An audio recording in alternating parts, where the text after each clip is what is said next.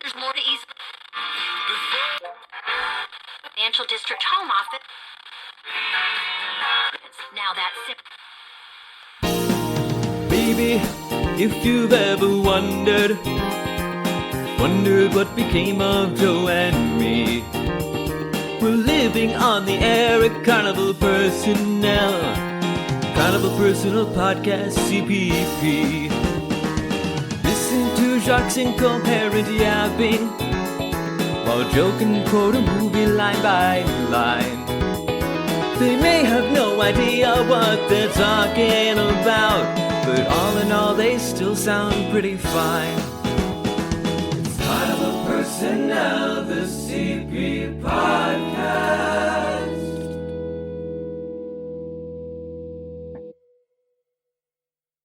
Hey, Biff, what is the difference between a rabbit and a plum?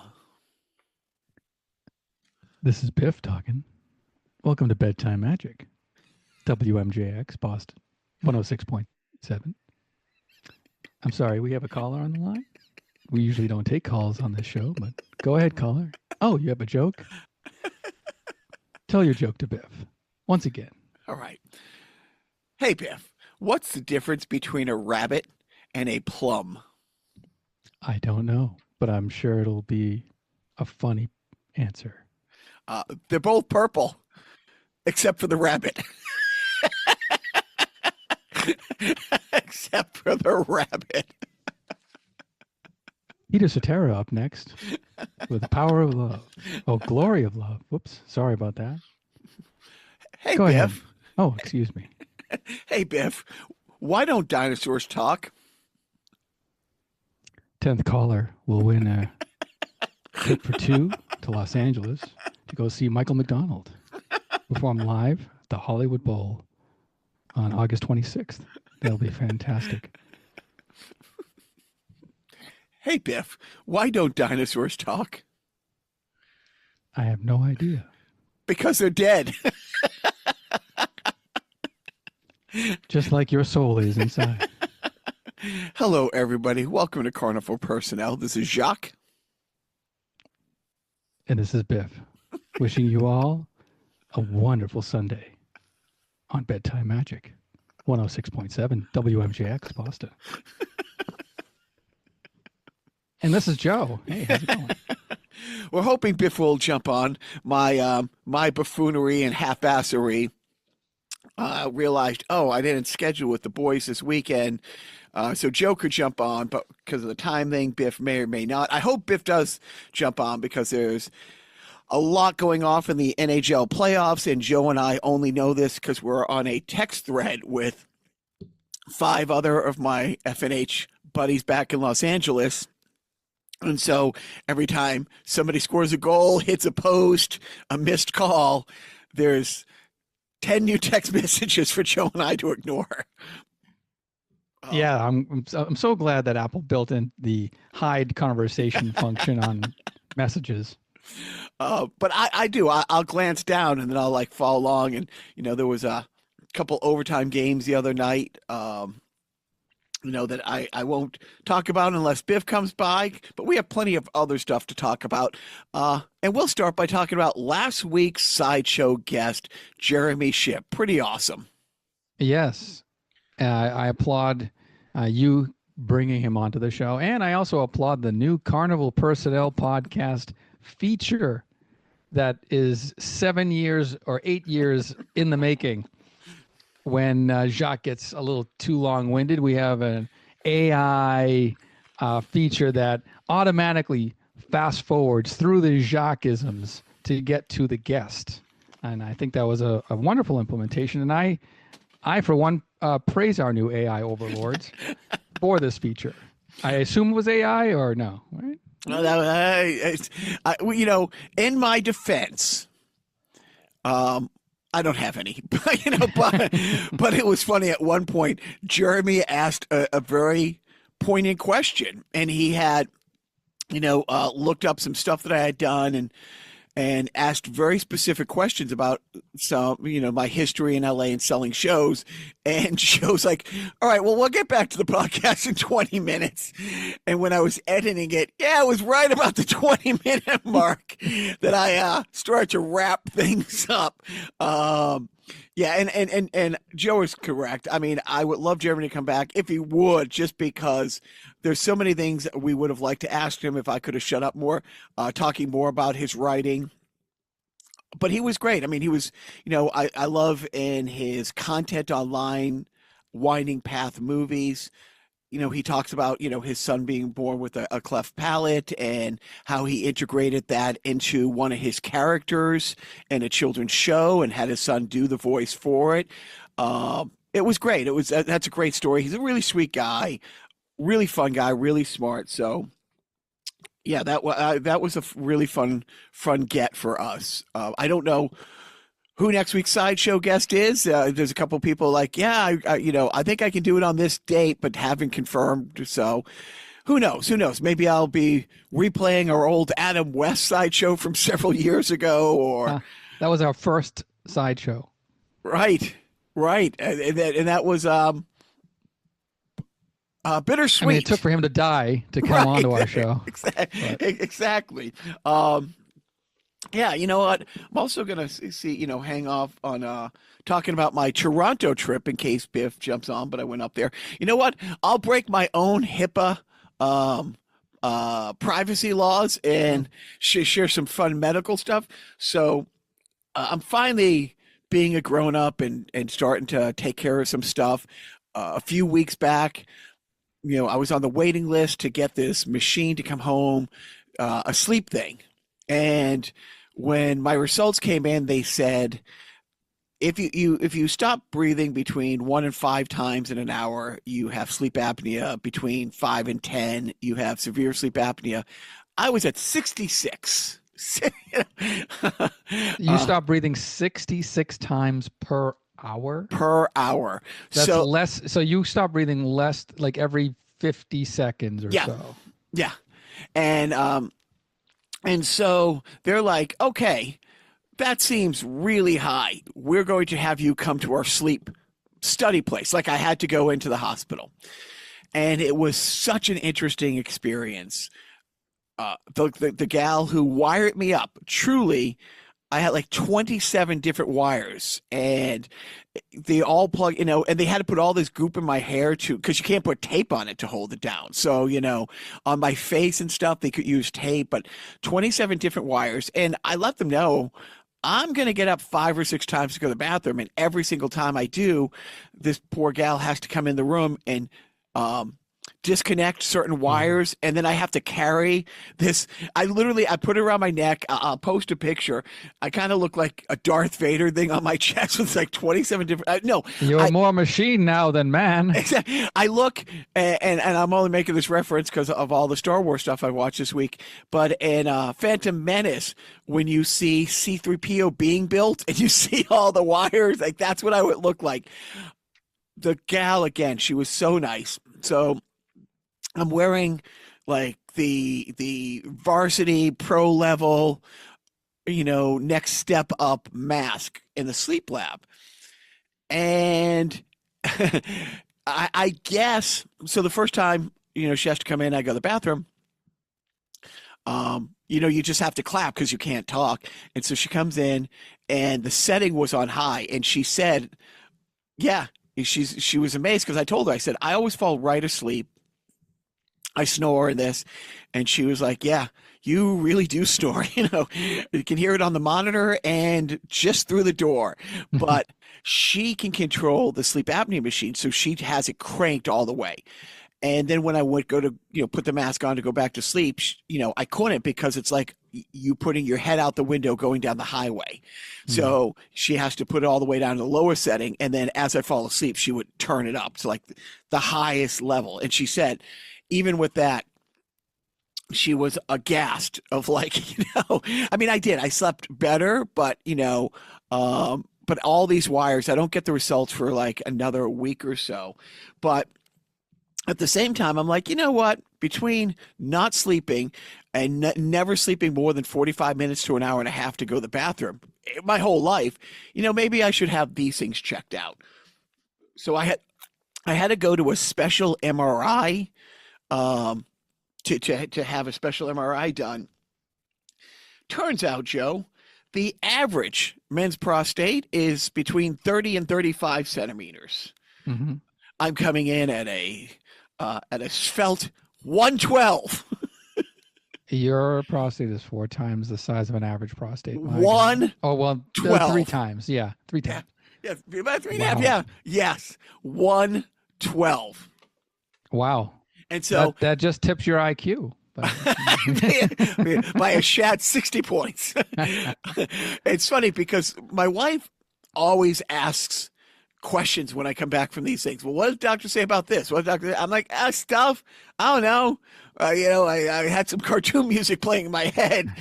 So I had the Zoom call and I asked the doctor, it's like, hey, can I screen record this? Because my wife's going to have more questions than I'm going to remember.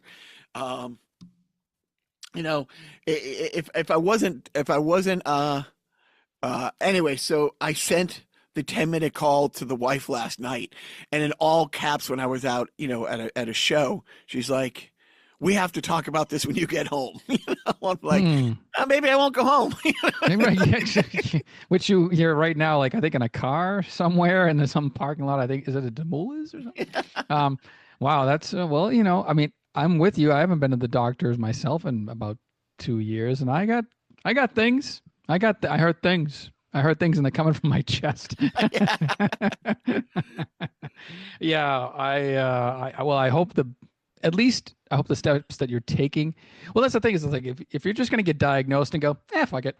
Like, what's the point? Well, so I saw the doctor like a year ago, and she's like, okay, well, if you go to the bathroom a lot, and it's all, I hate it because I'm also doing the fat, clinic thing right now. And I had to have an hour session with somebody like telling me stuff, eat less bad food. Don't eat late at night. Here's your problem. You live in America. Right. Dude, I know why I'm a fat fuck. But I had to go through all those processes. But last year, the lady's like, well, you drink a lot of soda. So she gave me all these things. It's like, try doing this, try doing this. I did all that to no avail. So when I had to go back, for the checkup thing, and I'm like, yeah, it's no difference. Like, 5, 6, 6, 7 times a night. And it's funny because when I went to the sleep study, I had to check in. I had to be there by 8:30. I had to be there at 8:30 and they dismiss you at 6. And the lady's going over the paperwork. She goes, what's your normal, bedtime? I'm like, 1:30, 2 o'clock. She's like, when do you usually get up? 6:30. And she's like, she's just looking at me. She's looking down at the board. She's like, so you just don't sleep. And yeah, there's a couple things, that they told me, like big, long, like 91 letter words that I have this and this. And it's like, yeah. And then she's like, and I haven't, my stepbrother shattered my face when he moved in the first week he moved in when I was 12, and I've never breathed out of my right nostril since then. So it's like, so they're like, well, maybe we should have this fixed and maybe this and maybe this.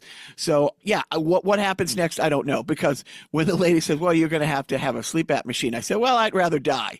And then she says, you can't tell that to a doctor. I have to write that down. I know you're joking. And I said, yes, I'm joking. And then she gave me the look like, I know you're not joking, so I'm going to pretend you didn't say you would rather die. Right. The prescription is just the suicide hotline, 988. What the?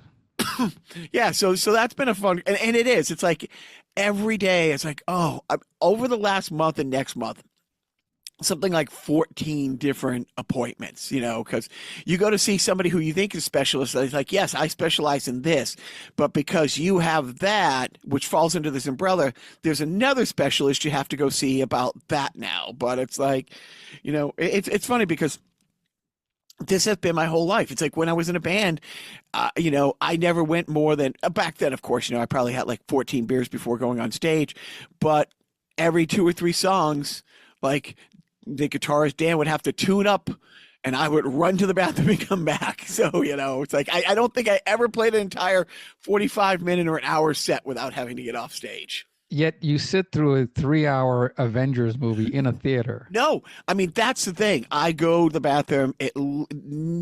I don't think I've ever been to a movie without going to the bathroom once, usually twice. But people who go to the movies with me are always like, did you not go? It's like I run to the bathroom, I go right away, and I'm back. I usually never take more than 30, 45 seconds. It helps when you're doing it on the way. Yeah. It cuts down on the time. Joe, I will be, as I'm running, I am undoing the belt and the top button, It's like down to a science. Yeah. What a sad apparition I am. So that's all the fun stuff. But as far as comedy, Joe, why don't you tell everybody what my big comedy show coming up this Friday? Well, you're going to have a captive audience, I think. Did I ask you to go? You know what? Nobody's ever asked me before. You were the first to ever ask me to go to one of these types of events, and unfortunately, I had to turn you down. But you're playing a prom. Laconia High School prom. Oh boy, is it the Enchantment Under the Sea dance? Just get George and Lorraine to kiss. That's all I'm asking. It needs to happen, because if they don't dance, they can't. If we don't tell jokes, they can't laugh. If they can't laugh, they can't kiss. If they can't kiss, they can't fall in love. And they're Marty's history. So, Dude, so Jim McHugh texted me this week, and I thought, oh, Friday's not a McHugh night. Maybe it's a city winery. Maybe it's this new room he has in Quincy. But no, it was a 2-person show at the Laconia High Prom. They want to keep the kids there as long as they can so that they don't go drinking. And I'm thinking, me, 55-year-old comic with a 6-year-old comic. No, wow. And so I was talking to Wayne, our good friend Wayne Russell from Open Mike Pain, or OMP podcast. And it's like,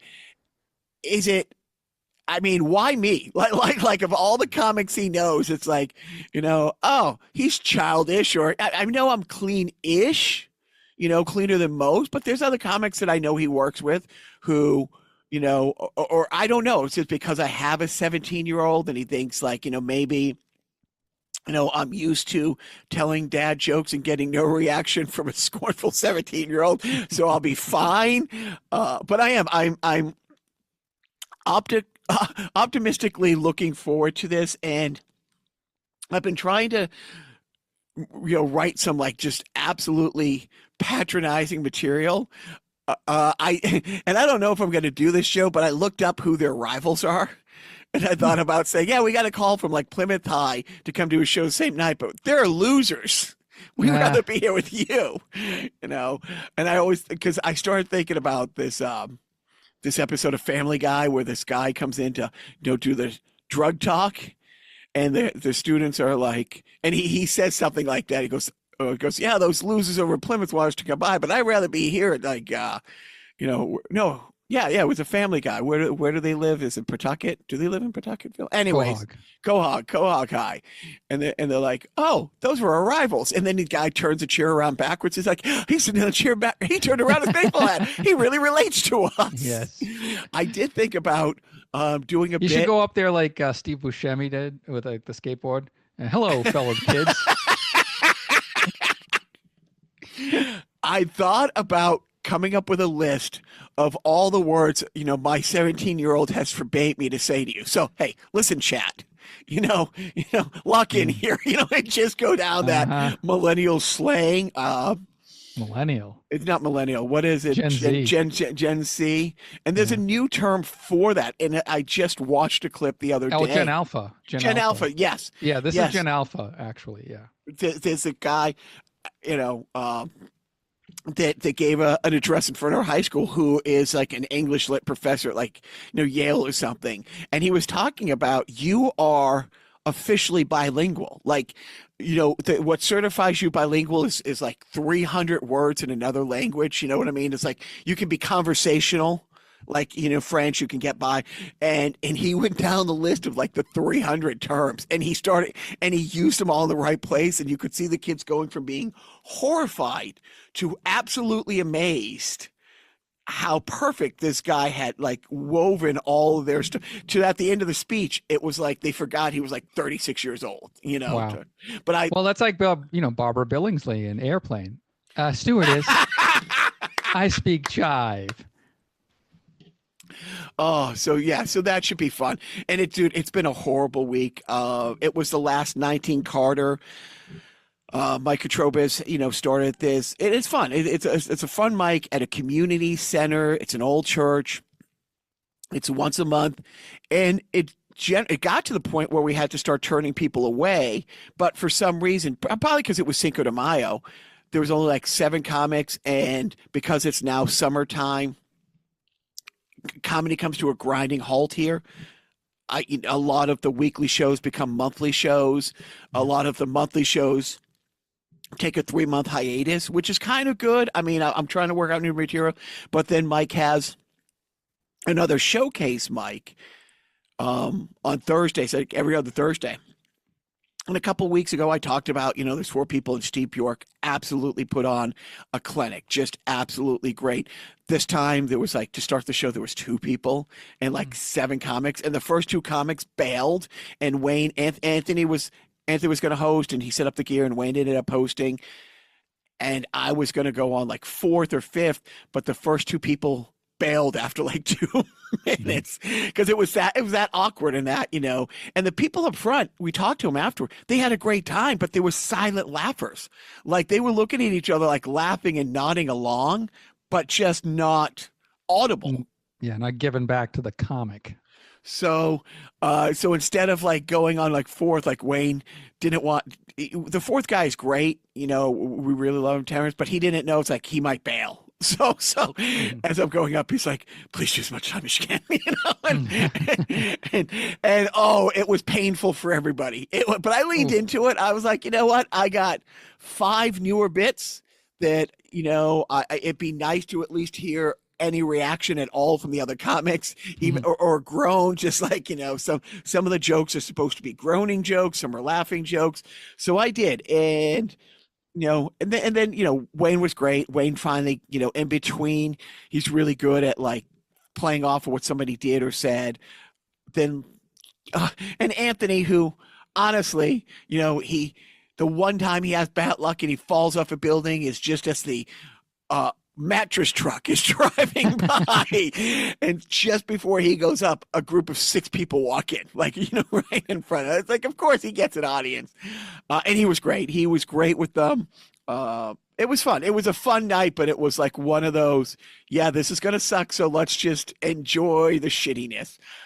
It was fun. And then I did a mic on Tuesday that I hosted for Radigan, that there was a rumor that Stephen Wright might drop by, because I guess he's been dropping by a little bit lately to different places, just stopping in. I don't know if he relocated back to the area. I don't know if he's coming out of retirement. I think he always kind of lived out here. Okay. He? Or okay. I don't know. I heard him on podcasts and stuff, and I thought I heard him talk about living in the New England area, but maybe I just assume everybody lived in LA who was doing as much stuff as he was at one point, but maybe not. But that was fun. And then last night I went to Nick's.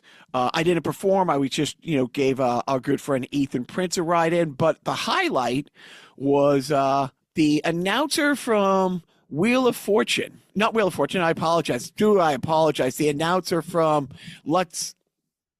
Getting there. How about The Price is Right? Price is Right.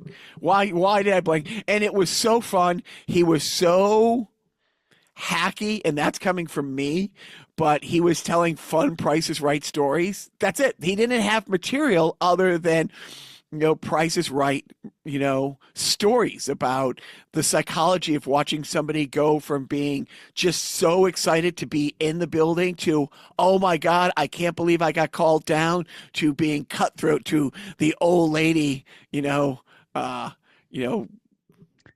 $1 to the old lady. I'm looking. So his name's George Gray. and I remember. I mean, I've seen him on The Price is Right for years with Drew Carey, but I'm looking at his Wikipedia, and then like it when I saw his credit, like earlier credits, it flashed. This memory flashed that he hosted the syndicated version of The Weakest Link. Do you remember that? I do. He was the white guy that hosted. So he was the host of that version of The Weakest Link. But yeah, he seems to be like a funny guy. He's been hosting since 2011, and he's a person that I would have liked to have seen in person. Yeah, no, he was taking pictures with people and stuff like that. And if I had the heads up, there's sometimes I say, hey, why don't you come to this show? And there's sometimes I'm like, yeah, I'm going to come by and pick you up whether you want to come or not. And had I known that, and Joe's like, well, I've had a long week, I would have been like, no, you're going to go, and then you would have a great time. But what was interesting is Matt Mishi has started to, create a vibe at Nick's where my count, including myself, there were 8 other comics, people I've done paid gigs with in the last year who were just hanging out. They didn't have something, so they're like, oh, I'm going to go over to Nick's and hang out there. Because comics usually, don't have to pay, at places to go hang out. So if their buddy's doing a show or something like that, it's pretty nice. But that's always kind of the goal. And Flay Hive has that over at Wicked Funny. There are some weeks depending.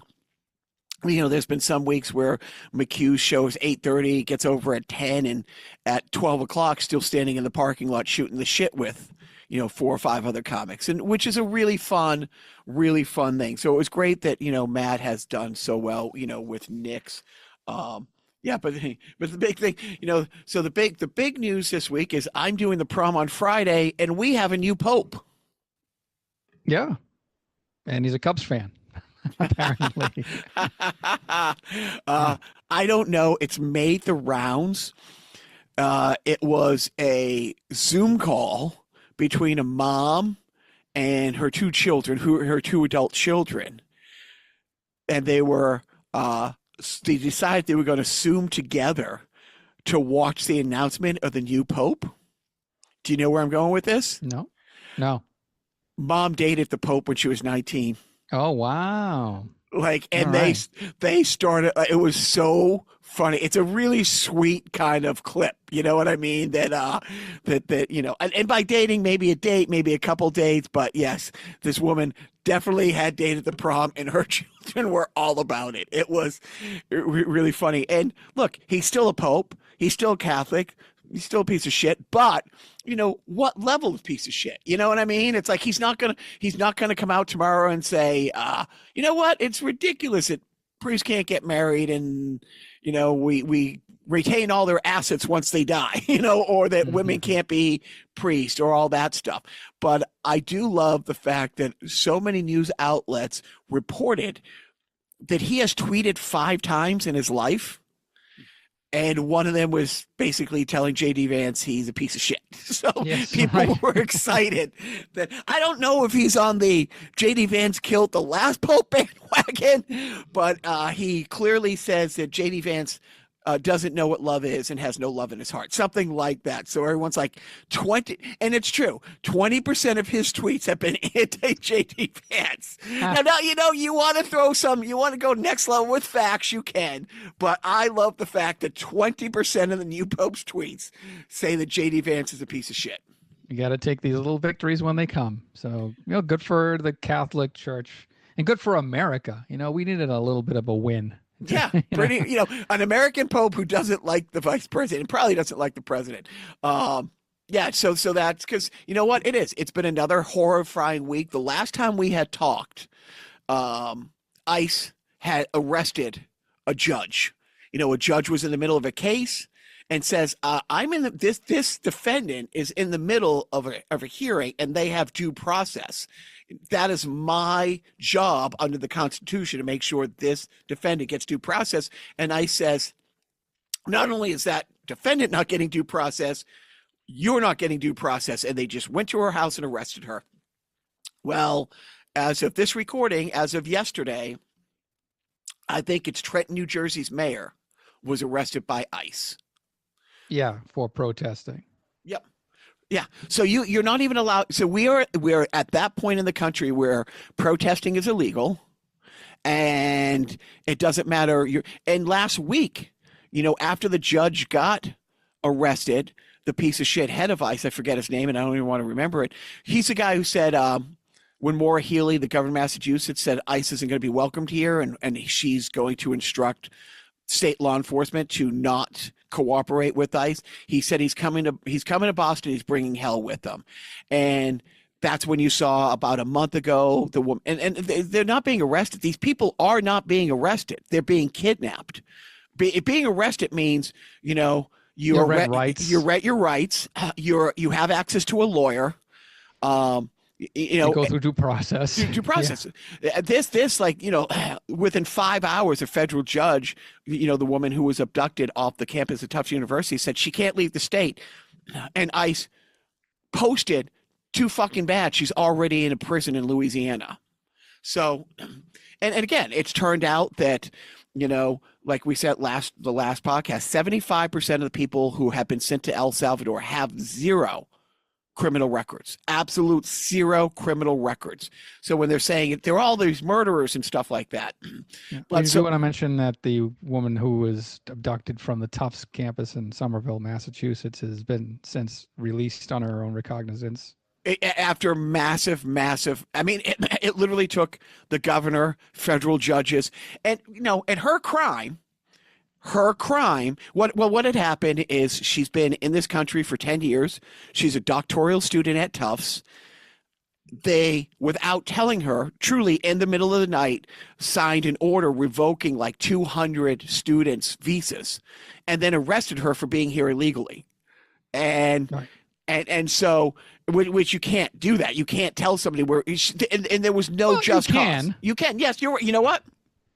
You can. It's just that you gotta prove that you're not supposed to. And her crime was in the school newspaper. She wrote an op-ed in the school newspaper. Again, not the Wall Street Journal, not Forbes magazine, not the Boston Globe. Well, with the internet, everything is equal. It's true, but she wrote that it was not, Jews must die. It was, I pay money to go to Tufts, and I don't feel comfortable as a Muslim woman, them investing in Israel, and I want them to diversify spending money, propping up Israel. And that was it. It wasn't anti-Israel. They don't have a right to exist. They stole our land, anything like that. It was like, this is my, hey, I don't want my tax money going to this. But in this case, I don't want my tuition money going to the people who are slaughtering my people. And that was it. But that's all the crime. No parking tickets, no overdue library books. It hasn't been because, if I see it in one place on the web, I want to do my own research. Allegedly, about 6 years ago, she did tear a tag off a mattress. She said it was an accident while she was moving, but it does say remove under, I think it was a My Pillow, and under protest for the My Pillow, she removed the tag. But yeah, the fact that after they arrested the judge a couple of weeks ago, the head of ICE said, yeah, sit back, wait till you see who we start arresting next. Like insinuating that they were going to be arresting mayors and governors. And so that's exactly what they did. They arrested a mayor. And there's some horrible footage. And I kind of got into a spat with an old friend, the other day about he really believes everything is doctored. He goes, we work in the industry. It's all doctored for it. Like he said the kidnapping of the woman on Tufts was doctored footage. So yesterday in Worcester, same thing, a young mother holding her baby, and out of nowhere, about 20 people, again, just descend out of nowhere, grab her, like physically, and the neighborhood doesn't know what's going on, or they do know what's going on, and people kind of come to her aid. There's a woman holding a 6-month-old baby, 5-month-old baby, 7-month in that window, and she's coming over, and one of the cops turns around and two-hand pushes her on the shoulder backwards. It's like, what kind of monster pushes a woman holding a baby? I mean, it's like that. It's like we are in the Gestapo era, where they are kidnapping people off the street and again sending them to, and we talked about that, when Biff corrected me and I said, we had the internment camps for the Japanese in World War II. He goes, yeah, those internment camps were in the country where they were, and there was a processing thing and all that stuff. These people are being whisked away to a death camp in El Salvador. Yeah. So it's horrible to talk about it again, but it escalates. Like every 2 weeks when we talk, it's gone from stealing college students off a campus to arresting a judge for saying, I have a duty as a judge to the Constitution. And then, Trump was on, was it 60 Minutes? And they asked him flat out basic questions about the Constitution. He didn't answer. Couldn't answer. Couldn't answer. I will say, here's one highlight in the political thing this week, brought to my attention by my 17-year-old. Came running out of his room on fire. He's like, did you see this? Did you see this? So I guess there was a hearing, and Marjorie Taylor Greene had a picture of the person who had testified the day before leaving the hearing, posted giving himself the middle finger, or giving the finger, saying like, this is what I think about the court. She said, and she had the picture of him giving the finger. Another member of the House interrupted, and I don't know how she knew Marjorie Taylor Greene was going to do this, because Marjorie Taylor Greene over her left shoulder had a picture, the picture that the guy posted on an easel, probably, I don't know, like a 2 by 3 foot big thing. You know what I mean? Like, so you could see it from the other side of the gallery. Well, the other House of Representatives Congresswoman interrupted to hold up the 8 by 10 of the actual tweet where he was giving the peace sign. Marjorie Taylor Greene had photoshopped to make somebody photoshopped somebody. Yeah, her. thank you again. Thank you for the correction. No, I mean it. Corrected in real time. But that's the whole point. Here she is trying to gaslight, saying, this and truly. And then, of course, Marjorie Taylor Greene starts saying, well, you don't have the floor, yelling at the chairwoman. She shouldn't be recognized. It's like, it's like she's bringing facts into my argument, and in real time had a meltdown because she's the chairperson. And she starts banging the gavel. I thought the gavel was going to break and come off and hit her in the head. It's going to be a skit on tonight's. Is the Saturday Night Live tonight? Yes. That will be. I will be shocked if that's not the opening skit where they have all these like Photoshop, because that's earlier in the week. Somebody had not photoshopped, but somebody showed the guy's knuckles, the guy who's in El Salvador, and they were saying, well, the pot leaf and drug culture stands for M, for marijuana. I don't know what is on his ring finger, but that means I. The cross means one. Well, right. Well, so what you're talking about is that there was a picture of the symbols on the knuckles of this guy or a person, and over it, somebody had typed what they interpreted each symbol to mean as far as like alphanumerically. So they interpreted the 4 tattoos on their knuckles to represent the letters and numbers MS-13.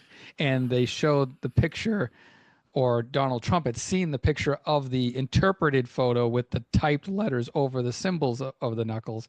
And he thought, oh, he tattooed MS-13 onto his knuckles because here's the photo of the letter and number MS-13 on the knuckles.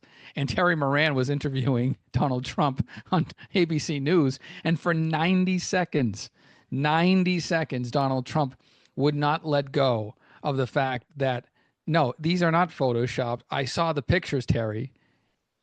And then Terry Moran is like, okay, well, let's agree to disagree, because obviously there's no convincing you, sir. Let's move on to Israel. No. Let's not move on to Israel. I'm the president. I'm going to prove you wrong and make you my bitch on TV by making you capitulate to my assertion that, yes, MS-13 was tattooed on the knuckles of this person because I saw a doctored photo and I'm stupid and can't tell the difference. Well, this is a guy who in front of the head of the National Weather Service took a Sharpie and said, no, the hurricane's going in this direction. And Yes. and all horror, they look down at him, and then he holds up the picture as if they gave him the picture and says, no, it says right here. Like, we didn't all see you just Sharpie that. But stay with me. So the pot leaf means M for marijuana. Okay. Okay. I'll give you that one. I forget what the ring finger was, but the other finger, the finger next to that, I don't know what that's called. There's a cross, and a cross means Jesus, and Jesus is number one, so that's where the one comes from. I don't remember how they got the skull on his pinky finger being a 3. Well, a skull has 3 holes, right? You got the 2 eye sockets and the nose. Let's ignore the mouth. Okay, yeah. Well, Yeah. how about this? If you were to use a skull as a bowling ball, you would Yes. use Oh, 3 yeah. fingers. Okay. See, now it makes sense. I just needed somebody. You need to watch the explain Goonies to a little me. bit more. I think One-Eyed Willie had some sort of similar puzzle on his Goonies reference. Anyways, I don't know. Yeah. Why are we talking? No, Why are we it's- even indulging the insanity? Okay, so let's get to what people. So you don't follow sport very much. I follow very little sport. But I cannot tell you because of my sports addiction. Before about 5 years ago, it was pre-pandemic that I was cured of sports. I was probably 75-80% cured of sports going into the pandemic, and after the pandemic, I was pretty cured, especially after a couple seasons ago with the Bruins. But everybody still, people I talk to once a year or get a random text from every now and then when something, happens. Everybody wants to know what I think of Bill Belichick's girlfriend interrupting a press conference, and I could not care less. The only thing of interest that I found is that Rob Gronkowski, who never had a great relationship with Belichick and the Patriots. Well, he had a great relationship with the Patriots, but, without getting too much into the weeds, there were so many exceptions made to him. Like, he could have his own doctor and all these other things. But he, I guess, went on a big talk show the other day and said Bill's whole motto was don't bring your distractions into the locker room. So I think it was Rob Gronkowski's second year in the league. And, he's the second year in the league. He isn't the household name yet, but he's great. He's Rob Gronkowski. But he, in an off week, goes back to his alma mater, Arizona State, and ends up posting a picture with a porn star wearing his jersey. So, he's shirtless, ripped, and she's wearing his Gronkowski jersey, and he got lit up. Because they thought it was inappropriate that he gave his jersey to a porn star, took a picture. But he, several times, like that, him and other players, Belichick said, whatever you do off the field, don't bring in the locker room. If you get a DUI, that's going to be a distraction.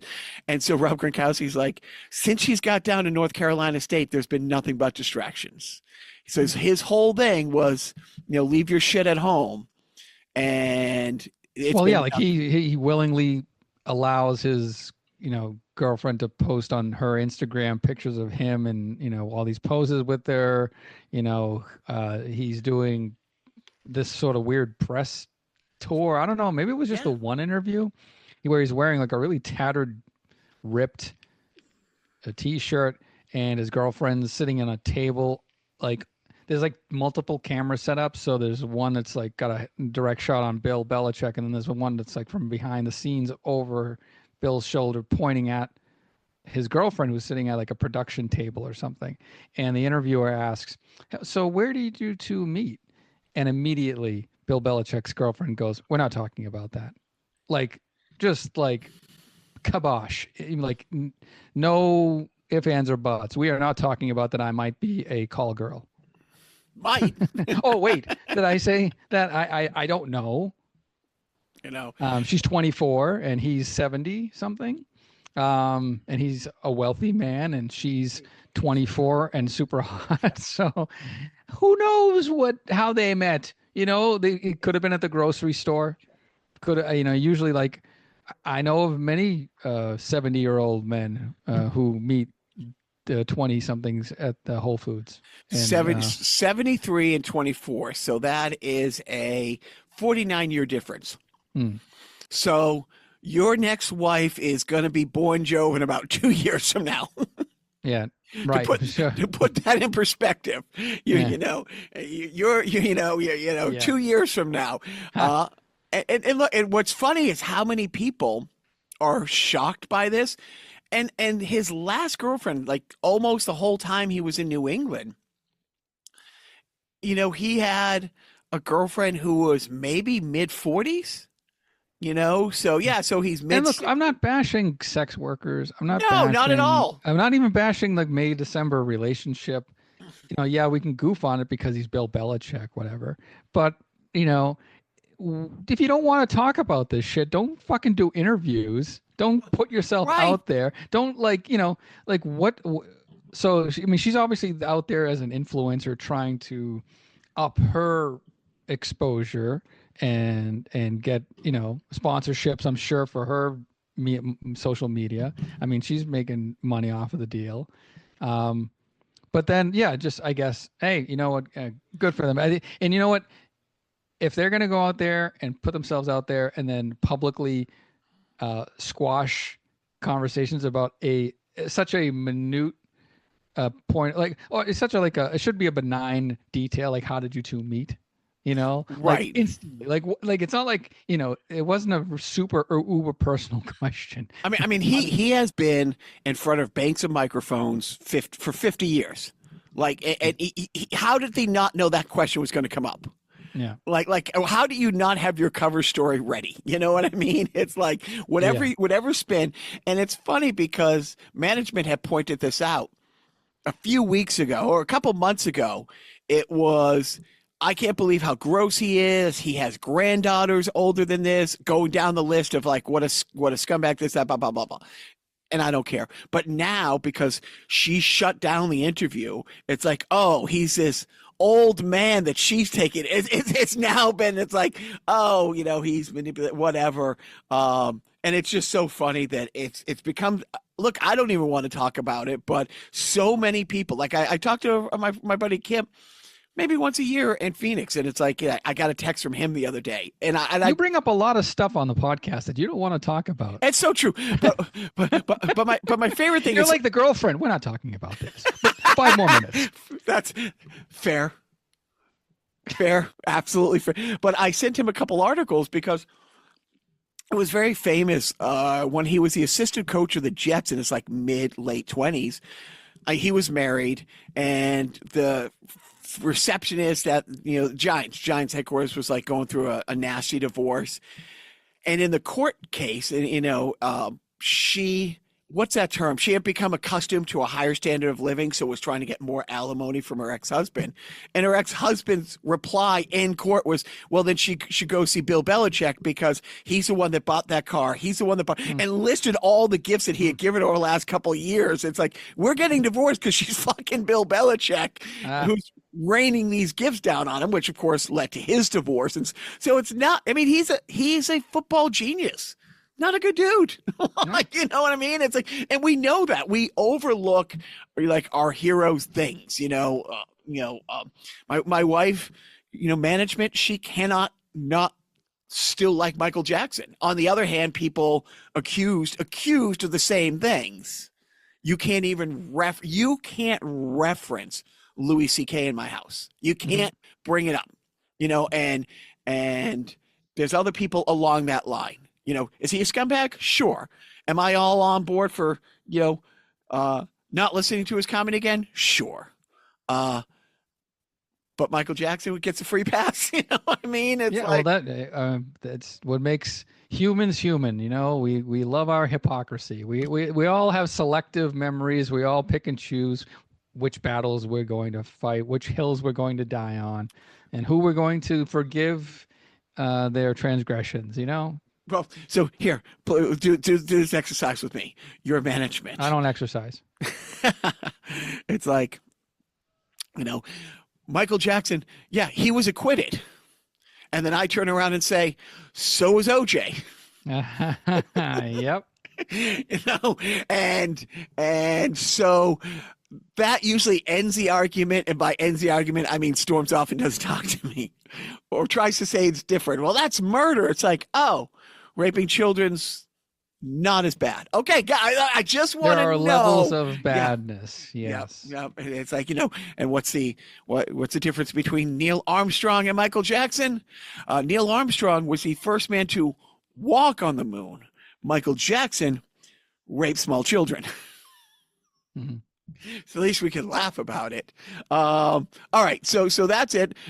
Biff is not here to talk about the NHL, sadly. So I will just say, I did go to Toronto last week. Oh. It was great. It was my little guy's birthday was on Thursday, and like 2 months earlier, a month earlier, it came up in conversation. We haven't gone to a Revs game this year, and he's looking at the schedule. It's like, oh, my birthday weekend. Okay, let me say that again. Not on his birthday, on his birthday weekend. His birthday was Wednesday, but he made it to his birthday weekend. He goes, oh, the Revs are playing Toronto. Oh, they're in Toronto. I'm like, we can go, which he's always like, oh, that's all. He loves road trips. He went back and forth, what we were going to go. And he hadn't mentioned it in a couple of days. And at this point, I don't force anything. Like, if you want to go and so I don't get tickets for things until we're at the venue or on our way to the venue. So Friday, management and I were going to go see the new Marvel movie. Thunderbolts. It was called the Thunderbolts. Yes, it was the Thunderbolts. Or the new Avengers. And when we saw it opening weekend. It was the Thunderbolts. Saw it on Friday. Asterisk, and saw it on it was great, dude. It was fun. Look, people who phase one, it ain't happening again. You know what I mean? It's like, Ray Bourque wasn't Bobby Orr, great defenseman. But it's not insulting to Ray Bourque to say Hall of Famer, Stanley Cup winner, not with the Bruins, retired number, all of that. Yeah, a great defenseman, arguably one of the greatest of his era. He wasn't Bobby Orr, so that's not going to happen again. You're not going to have a 21 movie arc over 11 years that is great. So is it fun? Yes, it was a lot of fun. Do I really like it? Yes, I really liked it. Did it have all the it was great. It was great. Loved it. But we're in the movie and he's like, weren't we going to go to Toronto this weekend? And I looked at management and I shrugged and I said, we still can. So we came home at 10 o'clock, made the bed out of the back of the car, and started heading to Toronto. It was great. It was a great drive. You leave at that time. You put this, cruise control, speed limit 65, put the cruise control in 70, and just listen to a bunch of podcasts. You know what I mean? It was great. We got up there. I wish I had done a little planning. The game was at 4:00. I love Toronto. He loves Canada. So we get to the CN Tower. We go up. It is fantastic. It's a touristy thing. We had fun. We walked around the tower. We're getting over to the game, and there's an absolute sea of these blue jerseys walking towards the stadium parking lot. And in my head, I'm like, the nickname of this team is the Reds. It's Toronto FC, but their color's red. And then as these people are going by, I notice, that those are Toronto, the PWHL women's team, and they had a playoff game right down the street that got out. That game was at noon, gets out at 3. This game's at 4. And there was a parking lot, like a big municipal parking lot, shared by these two huge venues. Had I known there was a PWHL, game, I could have gone to both. But I don't think he could have done that. I don't think he could have a whole day of women's hockey or hockey, period, not women's hockey, and then go to this game. Shitty planning on my part because last week it was 70, 80 degrees every day. So when I was cleaning out the car, I'm like, I don't need the winter coat. Yeah, right. It was high 40s and rainy. How am I supposed to know in 2025? Yeah, no, I no what idea. The temperature is in another city. There's no way of knowing. Now, do you know anybody in Toronto that you can call? Do you have access to the, TV news from Toronto? You don't have a Toronto TV. There's just absolutely no way to have made that happen. No. So we did. And then it's always funny when you go across the border, and I don't get why people are surprised by it, because like sports travel and sports tourism is a big thing. But what surprises people is you were in Toronto for 8 hours. Like, that's not suspicious at all. And I every time I do that, every time we go up to Montreal to see a game, it's a day trip. Montreal's 4 hours each way. It's a day trip, especially you drive off hours. And so they're like, well, why do you have all those blankets and pillows? It's like, because I'm going to pull over in a restaurant probably in Rochester and sleep for a couple hours. Okay. You are happy. And I always comply. I'm like, dude, you are happy. Maybe there's Kinder eggs in here that you're not allowed to bring into the country. But sadly, at the border, they let us back in. I was hoping to be one of those stories where, we got trapped on the other side, but sadly we didn't. But it was a really, really fun trip. I love Toronto. If you go off hours and you don't go through Niagara Falls, it's about an 8 and a half hour trip. You go through the falls, it's like a 10 and a half hour thing. But we've seen the falls twice this year, so there was no reason to go through that. He slept most of the way there and then slept most of the way back. And because I'm used to only sleeping 2 or 3 hours a night anyways, it was pulled over about 5 o'clock in the morning, slept till 7. And you want to cure this condition? I don't. Dude, look, we sleep in different rooms because of the snoring. We sleep on different floors because of the farting. But hey, I still love her. Anyways, hey, but no, I'm fine with it. It's like, and when everybody is aghast, by everybody, I mean the medical professionals who look at these readings, it's like, how do you not know your prostate is 3 times bigger than it's supposed to be? How do you stop breathing 66 times in an hour? It's not good to supersize your prostate. It's like, you really shouldn't. And then, but seriously, it's like between getting up every 45 minutes to an hour to go to the bathroom and stop breathing 66 times in that hour in between. It's like, I feel a little better about the chronic naps I take now. I wish I didn't do it so much while I was driving. Hey-oh! Shut up, Jacques. You never listen to yourself, by the way. Every time you say shut up, you just keep talking. So yeah, getting back to the Avengers, it was great. But yes, they released the movies as the Thunderbolts.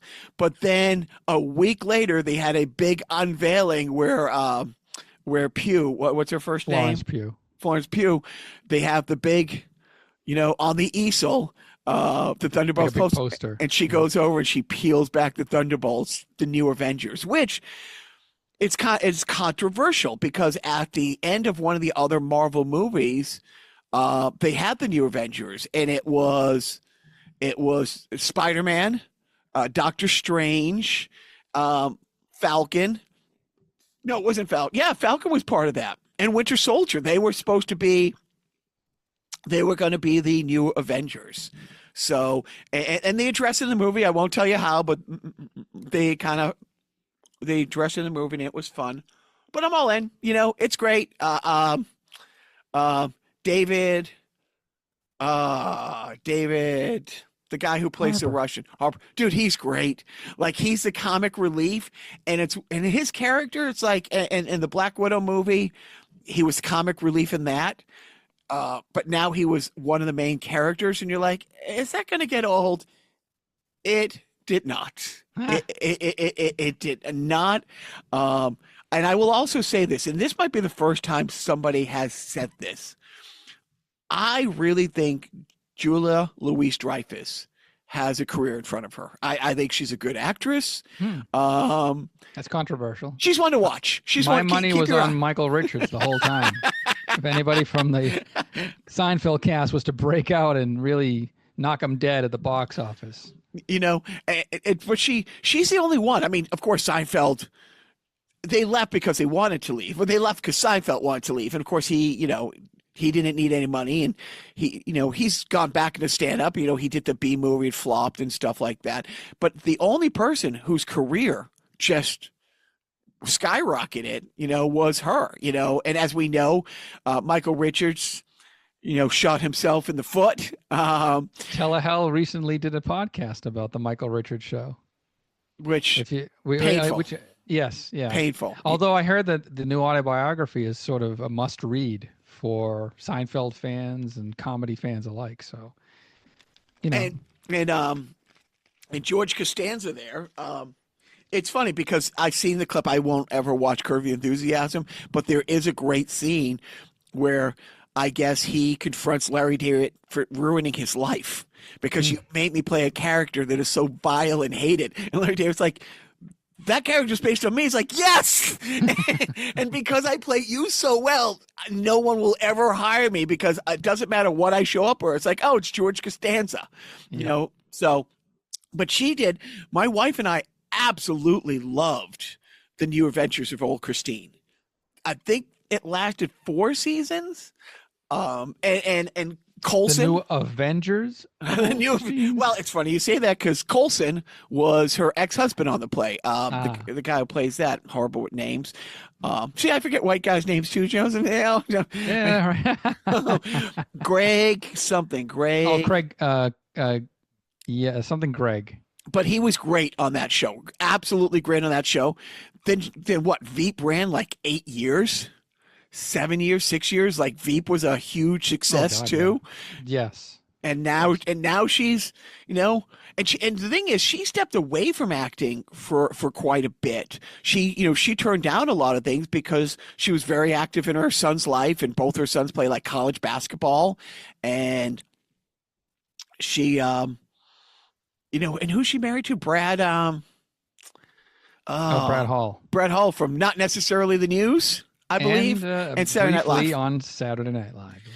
As was she, and but she's great in this. She's now a recurring character in this phase of Marvel movies. She played. It's one of those things. She's played a smaller character for 3 or 4 movies, kind of like behind the scenes assembling this team. She plays a really great unlikable character. She plays a real piece of shit, but she plays it. She's a piece of shit that you're like, she's a piece of shit, but I really like her. Yeah. Yep. Yeah.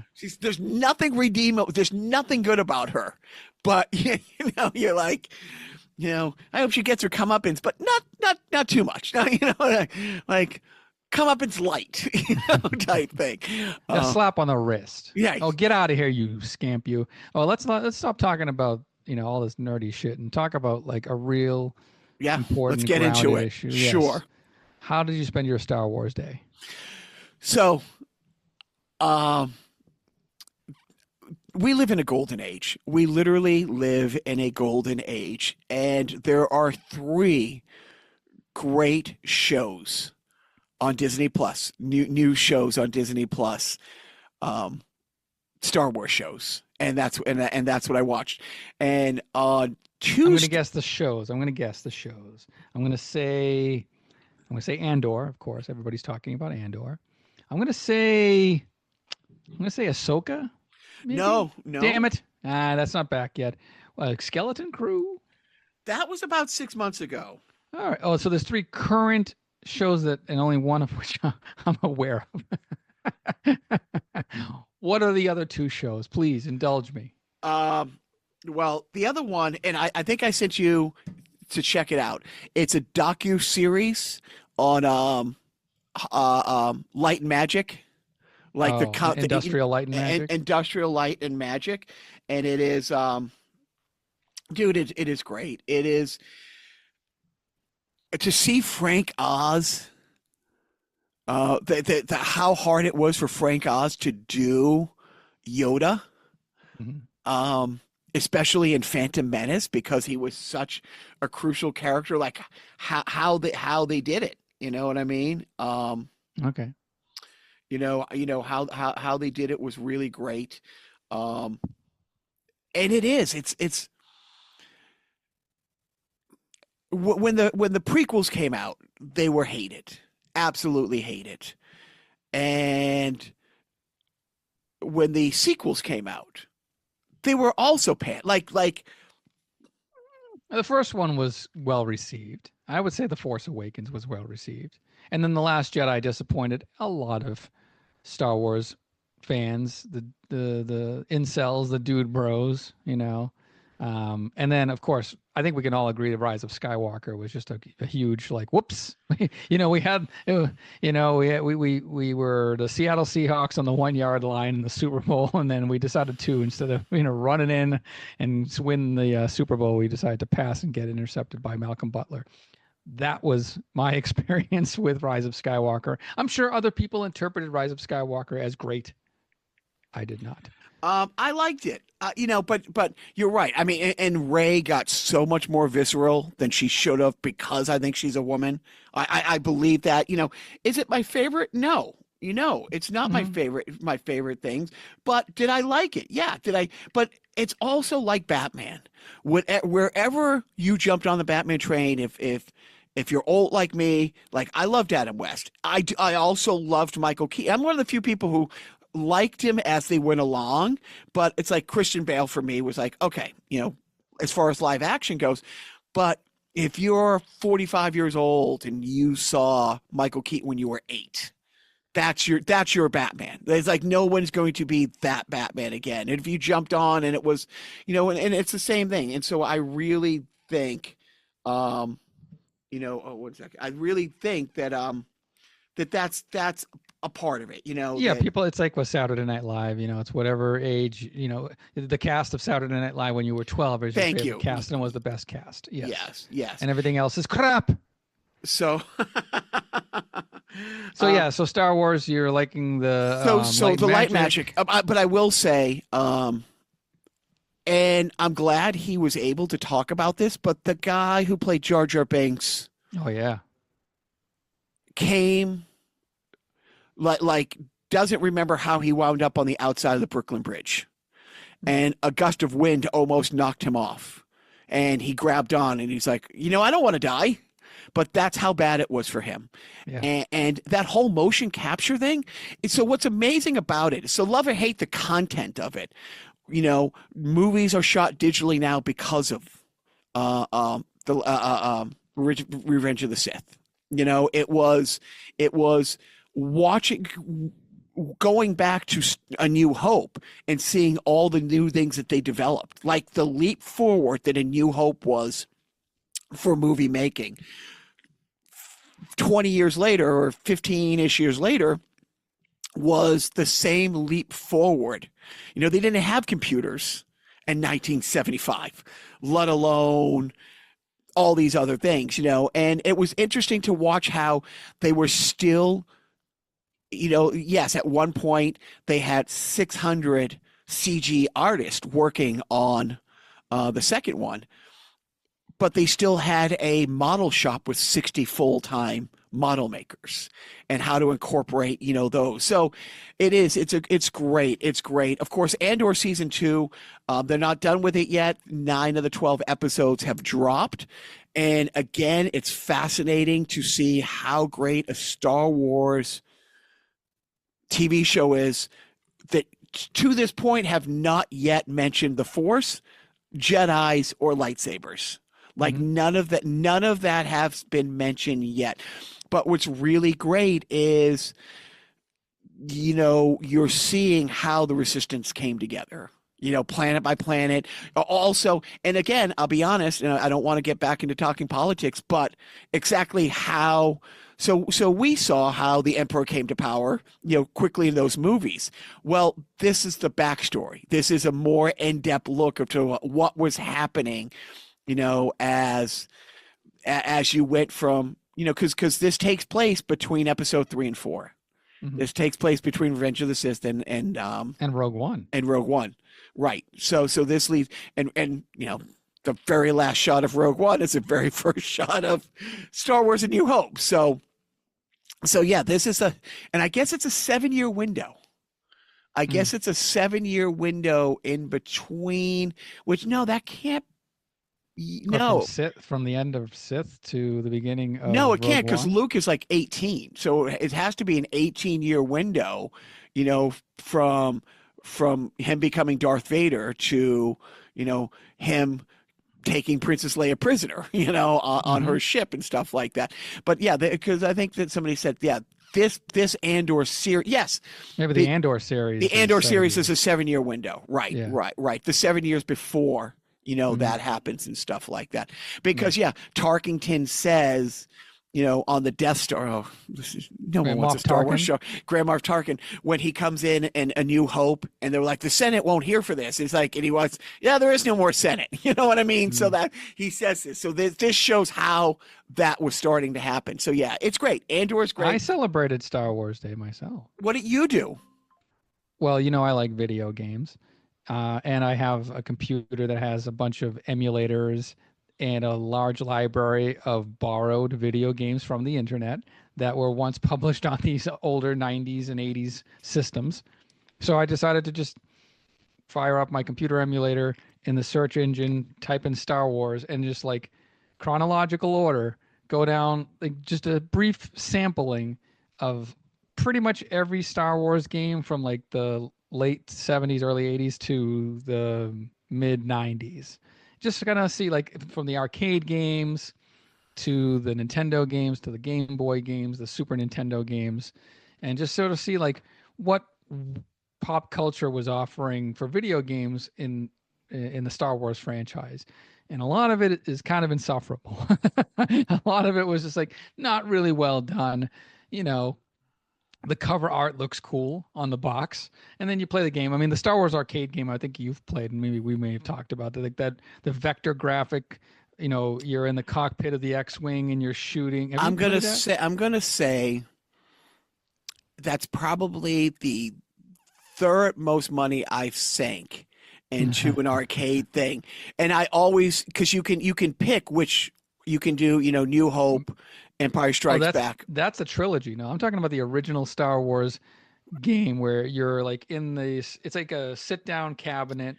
Yes. And you get to choose like medium, easy, hard level, but it's only a loop of you're approaching the the Death Star, and then you're going through the trench, and you blow up the Death Star, and then you're fighting off TIE fighters.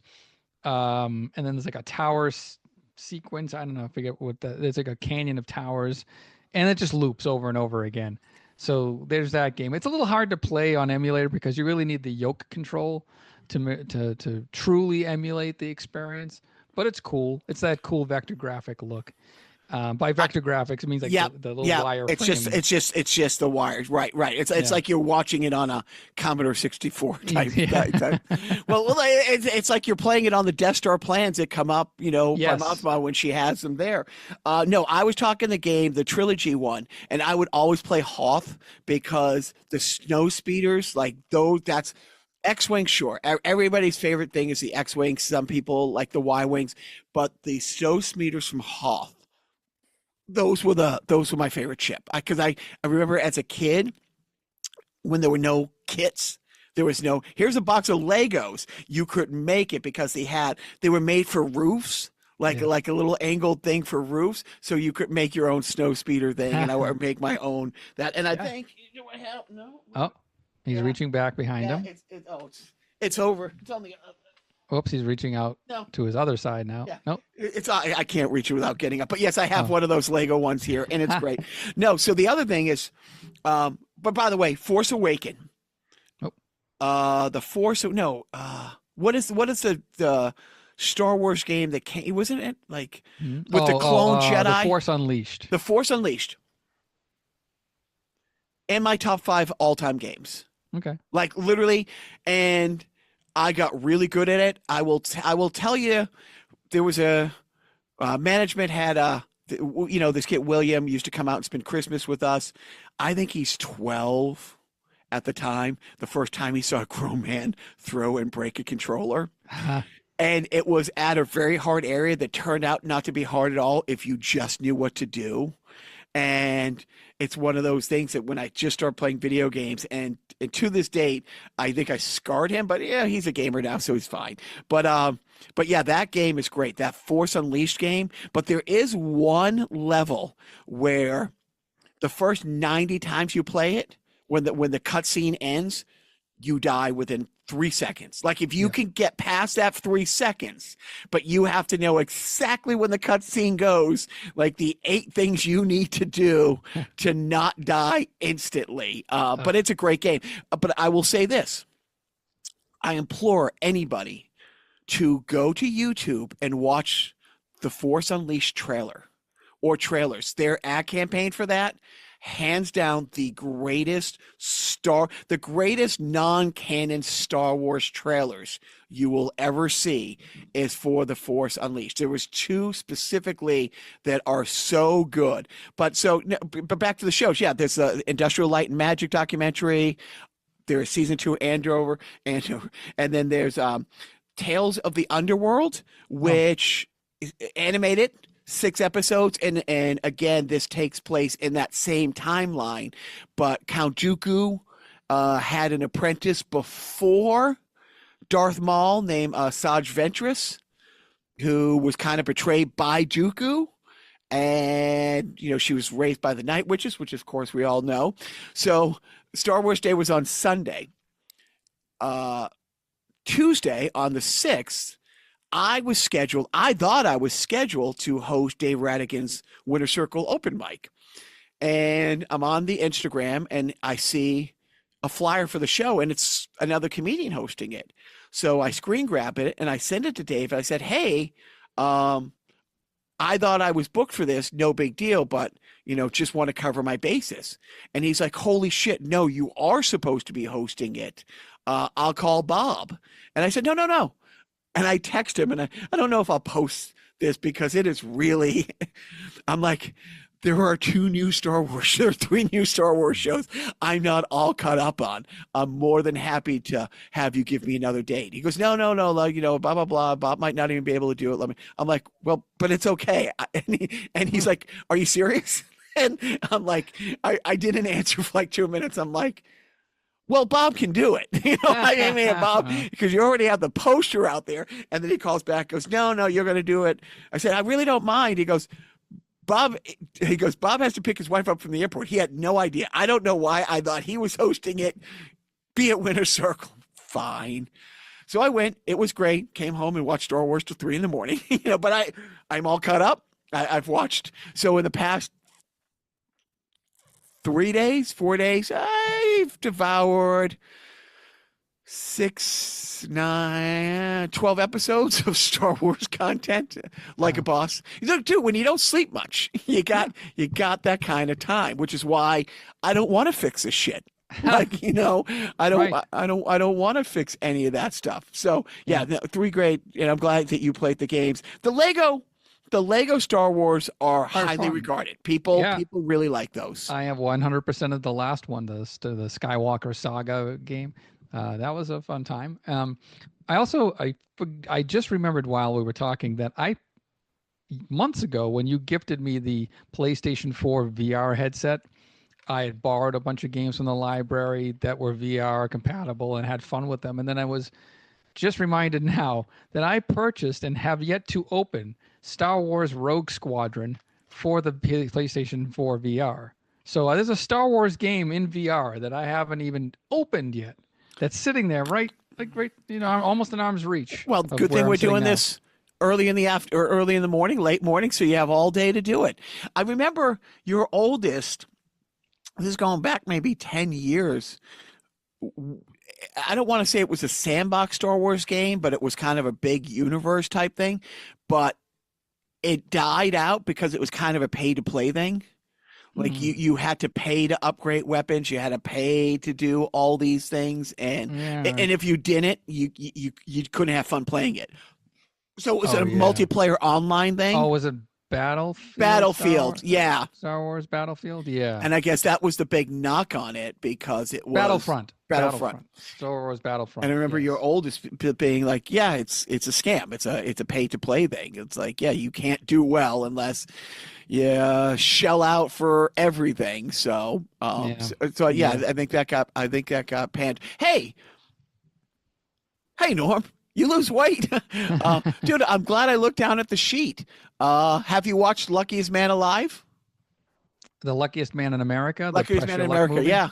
No, I have not. Is it available digitally? It is. It is. It's Ooh. available to you digitally. Well, I've been looking for it, and I was literally looking for it the other day on a certain website where I procure certain movies that you might not be able to get elsewhere. So if you go from your Plex to, let's say, another person's Plex, it is. Okay. So I watched it last night, assuming you had seen it, thinking, Oh. "Oh, we should talk." Okay, so no, hey, we'll put a pin in it. Put a pin in it. We'll Yes. get back to it. You know, I did. Speaking of television, I did finish a series that has completed its run. So now you can go back to it and catch up on it. The Righteous Gemstones. They wrapped last week.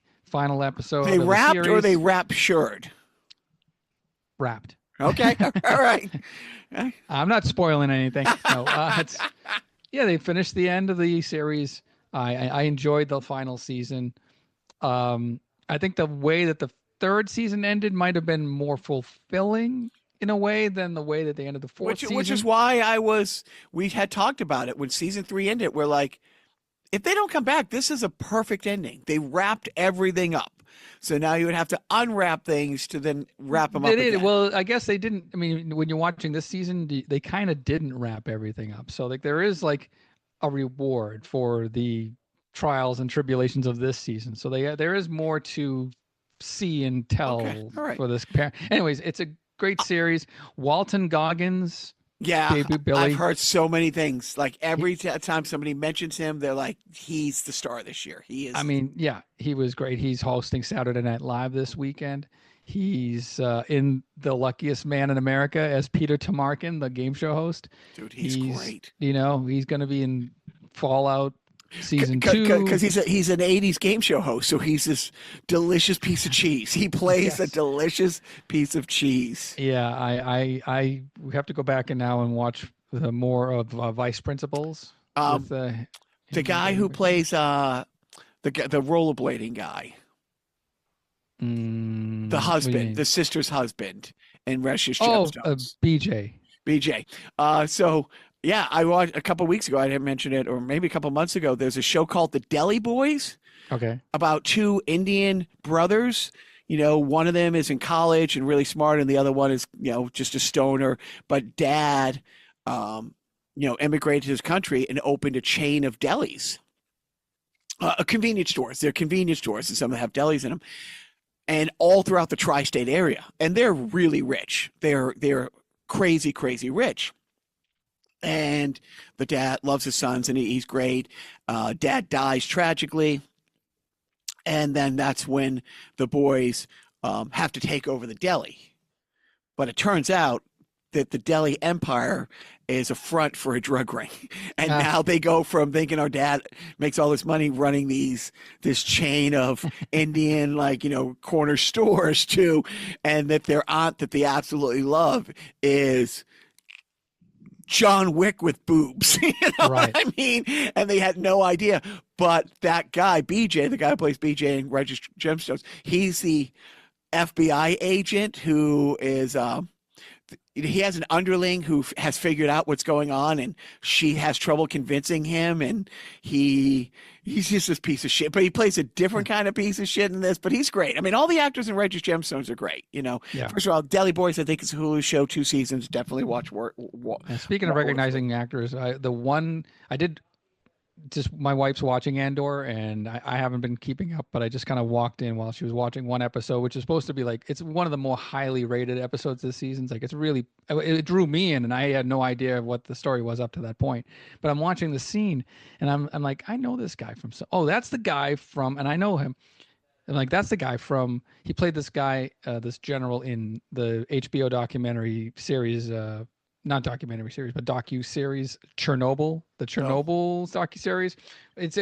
I love that series. It's really well done. I was like, oh, I didn't recognize him. And then he's talking to somebody, and I go, he's in Chernobyl too. Like, they're like, so 2 actors that were in this HBO series are now in this other thing that looks really, really good. What episode of Andor?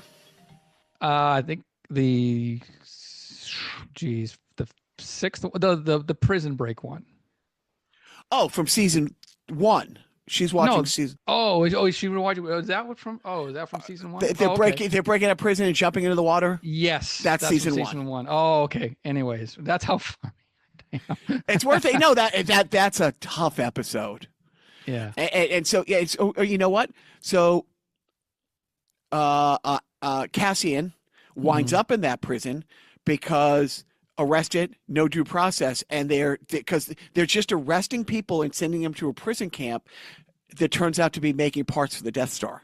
That's what it is, and it's a tough episode. It's this really I can't swim. really right, and that guy was fighting against them the whole time because you're in teams of four in a room every day, and the team that doesn't meet its quota or the team that makes the least parts, and it's a 5-person machine that has to make these giant, Parts. parts for it.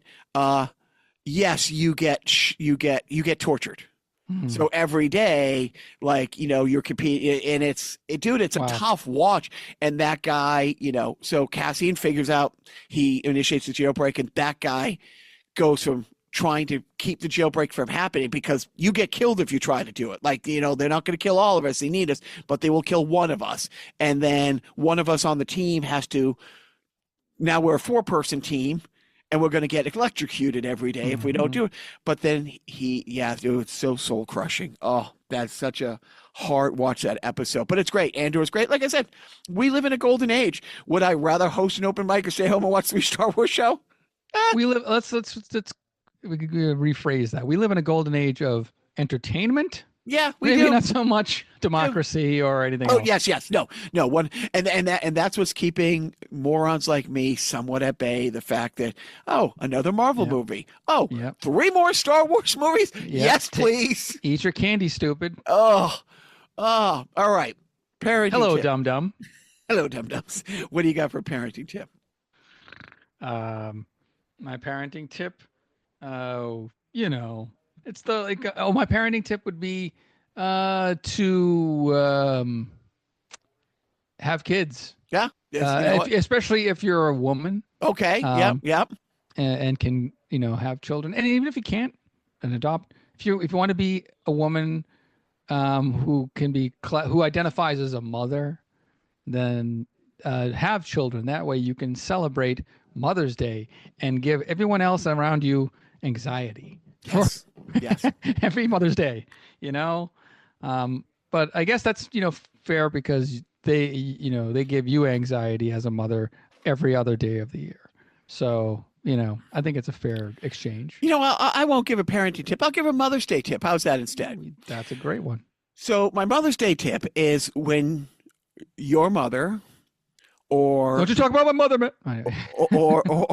or your children's mother, sometimes it's your wife, sometimes it's baby mama, but when they say, I don't need a gift, get a gift.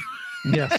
Get a bigger gift than you can imagine getting. Well, listen to the phrase you just said. I don't need a gift. Yes. Not that I don't want a gift. You know what? I don't need, a Boston cream donut once a week. I don't need one. You don't, but there it is. Yeah, there you go. I still get one. Look, we're going to circle all things back to Star Wars. If they say, don't get me anything, I don't want anything, I don't need anything, it's a trap. And that's a Jedi mind trick right there. All right. You don't need to get me a present for Mother's Day. Yes, I do. Anyway, so that's kind of the reverse of a Jedi mind trick. Stupid. That's like reverse psychology. That's Jedi mind trick evolved. That's like, passive aggression 101. I am pleased that we were able to once again chat on this Mother's Day weekend here on Carnival Personnel Podcast. This is your host, David Allen Boucher. This is for all you mothers out there. Thanks for listening. For those of you who don't know who David Allen Boucher is, you obviously didn't grow up in the Massachusetts area in the 90s and 2000s, maybe 80s. I think he goes back, way back. Every weeknight, was it every weeknight at like 10 p.m. or 9 p.m., Magic 106.7, the soft rock station, in the area would have this gentleman on as the host of Bedtime Magic, and his dulcet tones would accompany, whether they be like Kenny G songs or Peter Cetera songs, any sort of soft rock, yacht rock, even, dare I say. I'm sure Christopher Cross made an appearance once or twice on Bedtime Magic. But yeah, I wonder if there's any air checks of David Allen Boucher on the YouTube. I'll have to check that out. I have no life. But that's who I was trying to emulate earlier with my impersonation of Biff, David Allen Boucher. But I can't. I just don't have the voice, as you've heard for the past 8 years, if you've been listening that long. Good Lord. But anyways, happy Mother's Day to all you mothers out there. And if you haven't, talked to your mother and she's still with us, please don't forget to. Oh, I said don't forget before I did my don't forget bit. Whoops. Strike that last don't forget. There's more coming. Jacques watching like YouTube now. Like he's just watching videos on his phone as I stumble through this outro. To hell with it. So, you know what? Do what you want. Don't say hi to your mother. Give her gifts. Ignore her. Cut her out of your life, or or give her a hug and a kiss. What do I give a shit? I'm sure I'll say hello to my mother, as I have in the past. Yeah. I'm not the one on trial here. I don't know why you're looking at me like that. I am also a husband of a woman with children. So we will be celebrating somehow, some way, Mother's Day. You won't know about it because I'll never tell how I celebrate Mother's Day. I don't post on social media. But yeah, I would say do that. Don't forget to celebrate. And there I go with another don't forget psych out. I'm actually saying more words after don't forget this time. But remember to, actually this posts after Mother's Day, stupid. So it's too late. All of this Mother's Day tipping and all that crap, moot. It's over. You blew it. You lose. You stole fizzy lifting drinks. You bumped into the ceiling, which now has to be washed and sterilized, so you get nothing. You lose. Good day, sir. You're an inhuman monster. You're a crook and a swindle. How could you build up a little boy's dreams and then smash them all to pieces? I said good day. Come on, Charlie, let's get out of here. If Slugworth wants an everlasting gobstopper, we'll give him one.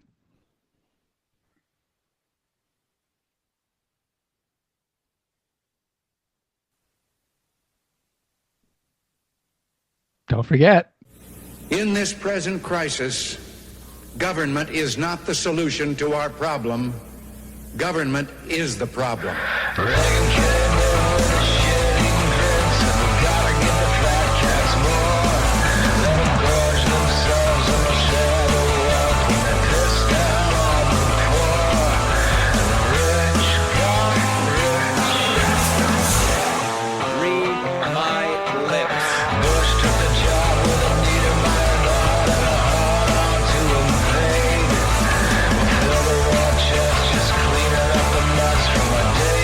CIA.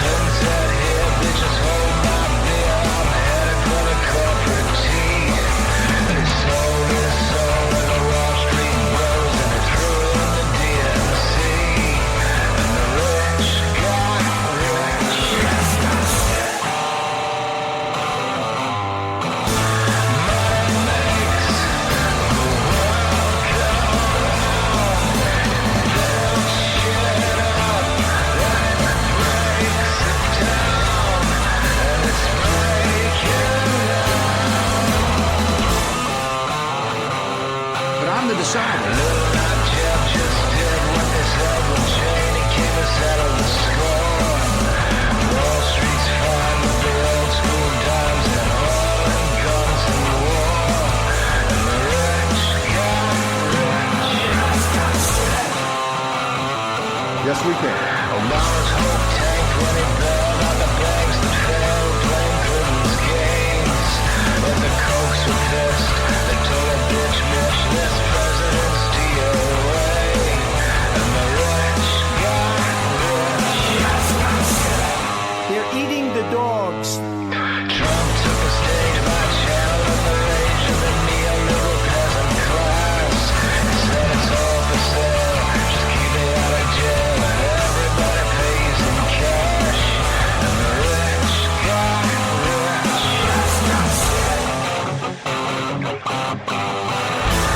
Money makes the world go round. Build shit up, then it breaks it down, and it's breaking now. We finally beat Medicare. But I got screwed when the DNC proved that it doesn't matter how you vote. Biden's the plan, he's a company man, and the company runs the show.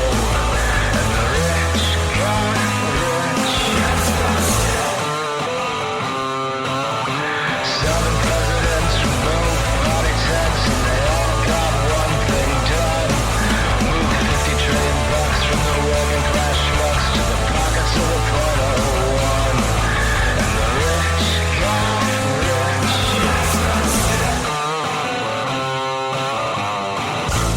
My friends, we did it.